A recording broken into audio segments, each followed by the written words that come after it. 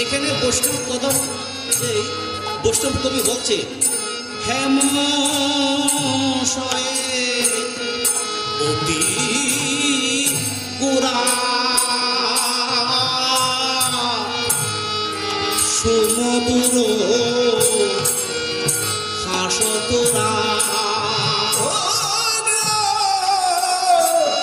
ওরে হেম সায়ে অতি গোরা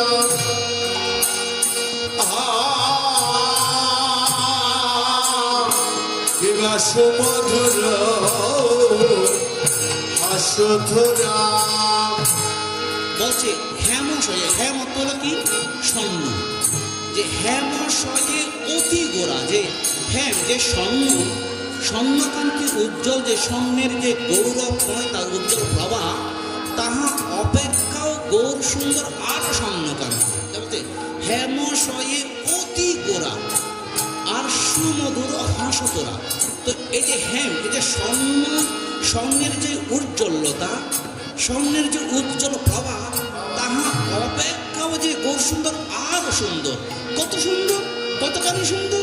বৈষ্ণবকে বলছে কিসে বা গণিরে, কিসে বা গণিরে, কিসে বা গণিরে আমার গৌরূপ গুণমণি, কিসে বা গণিরে কষিত কাঞ্চন জিন্দি, কিসে বা গণিরে আমার কাঞ্চন জিন্দি, কিসে বা গণিরে আমার গৌরূপ গুণমণি, কিসে বা গণিরে আমার গৌরূপ গুণমণি, কিসে বা গণিরে গুণমণি, কিসে বা গণিরে আমার গৌরূপ গুণমণি, কি সেবা গণিরে। বৈষ্ণব পদকথা বলছে গৌরূপ যে এত এত রূপময়, এত লাবণ্যময়, এত প্রেমময়, যে গৌরূপের উজ্জ্বল প্রভায় 10 দিক আলোকিত। জগৎ সংসারের কোন রূপ গৌর সুন্দরের রূপের সঙ্গে সাদৃশ্য হয় না। তাই বলছে কিসে বা গণিরে, কিসে বা গণিরে আমার গৌরূপ গুণমণি, কিসে বা গণিরে আমার গৌরূপ রমণী, কিসে বা গণিরে।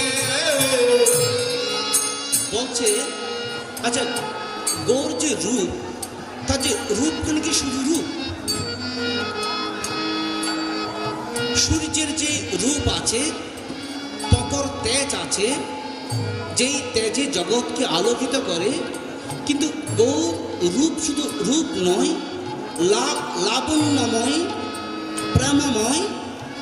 গৌর রূপের লাবণ্য ঘন প্রেমময় রূপটি জীবের অন্তর জগতে বহু বহু জন্ম কর্মের প্রবাহে যে তমসার অন্ধকার আছে, জীবের চিত্ত গুহায় কাম কামনার তমসার অন্ধকারকে বিতরণ করার জন্য আজকে গৌর রূপ গুণমণি জগতে আবির্ভূত হয়েছে।